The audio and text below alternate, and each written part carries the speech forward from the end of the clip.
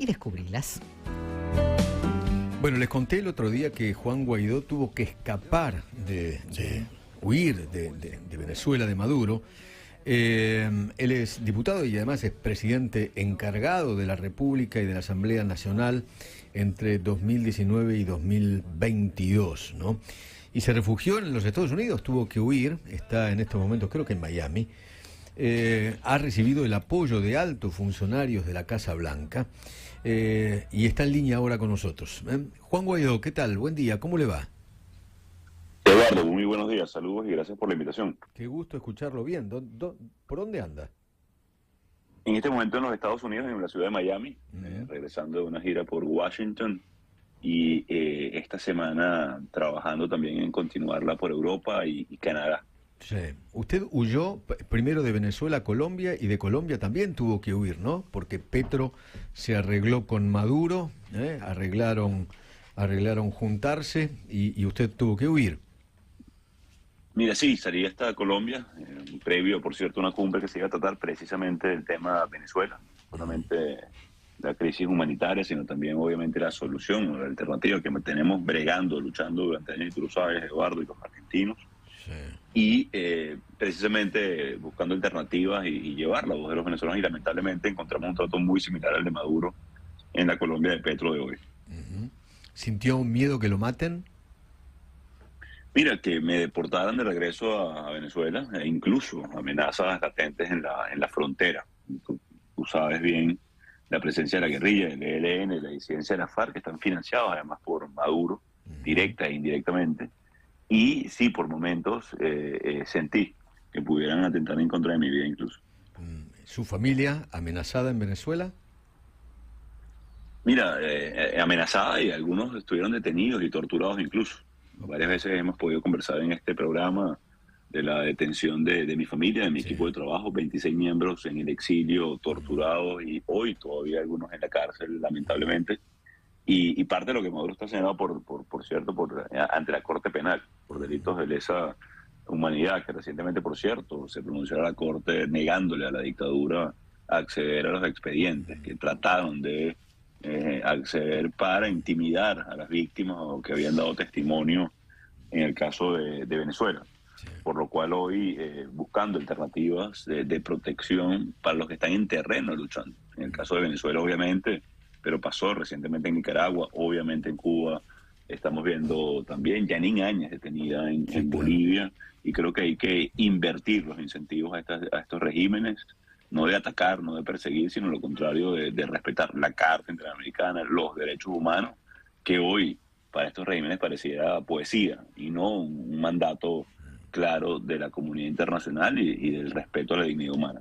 Juan, cuénteme una cosa. Alguien me comentó por allí que usted se reunió con Juan González y con Marco Rubio, ¿es así?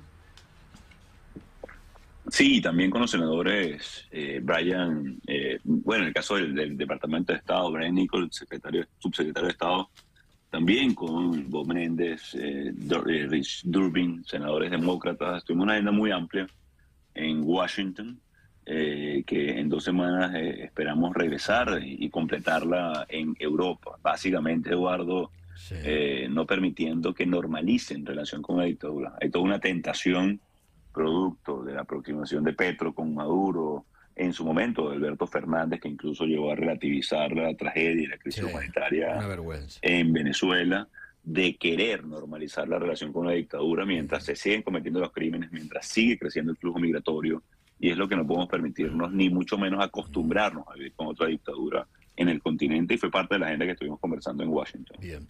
¿En Venezuela hay elecciones el año que viene, en el 24? Mira, según calendario, tocarían el 24, no las deben desde el 2018, porque Maduro ilegalizó partidos, persiguió candidatos, inhabilitó al liderazgo político en el 2018, por la cual no se le reconoció esa elección.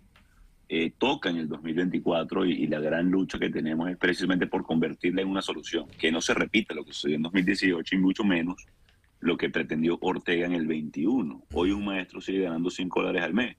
Por eso subió 300% el paso de personas venezolanas, de ciudadanos venezolanos, a través del Darién. Y hoy está incluso la crisis en la frontera sur de los Estados Unidos, producto de este flujo migratorio. El origen de eso es Maduro, es la crisis humanitaria, no es la consecuencia de lo que hay que atacar, es la causa en este caso, y esa elección estamos trabajando para que nos sirva como parte de la solución a este conflicto que ya ha cobrado demasiadas vidas, que ya ha visto demasiado dolor y que urgimos a atender. Ahora, Juan, va a tener que haber una oposición con candidato único y bien unida, ¿no? Porque si no es imposible. Es un requisito indispensable para enfrentar a regímenes como el de Maduro. Ustedes incluso están tratando de trabajar en una alianza también, y lo sé. Y para regímenes como el de Maduro, que no le importa, que no respeta la dignidad humana, que ataca, que atenta en contra de los trabajadores, que por cierto están protestando en calles de Venezuela, es indispensable la unidad. Por eso, Eduardo, hemos convocado una elección primaria, no para saber quién tiene más votos nada más, porque estamos en dictadura, sino para reunificar a la alternativa democrática, para movilizar a esa mayoría de venezolanos que todavía insiste en vivir mejor y que no vamos a dejar de hacerlo, a pesar de la persecución que hoy estoy sufriendo, Eduardo, y lo digo desde una posición hoy de querer regresar a mi país, obviamente, con las medidas de seguridad, pero que tengo que apoyar a los que están en terreno y tenemos que buscar unificar a ese país que insiste, que puja. 22 de octubre, para los venezolanos que están en Argentina, en Buenos Aires, van a poder participar en ese proceso. Es importante no diferenciar de los que están afuera a los que están adentro. Somos un solo país y hay que buscar unificarlo. ¿Me puede dar una definición de populismo? Usted que lo ha vivido en carne propia. Bueno, lo he sufrido, no solamente vivido, lo he sufrido. Lo sufrió. Cómo utilizan recursos del Estado para fines e intereses personalísimos. Utilizan la palabra pueblo, Eduardo, simplemente para utilizarlo y mantener privilegios en el poder.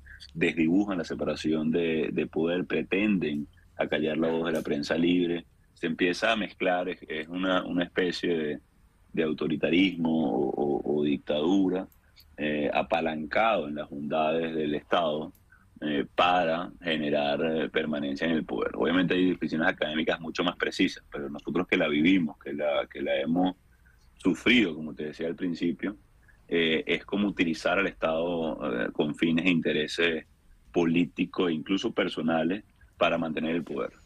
Obviamente, de nuevo, hay muchas definiciones académicas, pero en la práctica ahí lo resumen regímenes como el de Maduro, antes el de Chávez, que aprovechó además el boom de los commodities en su momento, claro, para financiar proyectos en la región. Lo vieron ustedes en Argentina, el famoso maletín de Tony Wilson, que fue apenas una expresión de todo lo que representó. No olvidar Odebrecht, que también fue un mecanismo similar al que utilizaron con PDVSA. La diferencia es que PDVSA obviamente es una empresa del Estado y con menos controles de lo que sucedió con Odebrecht en su momento.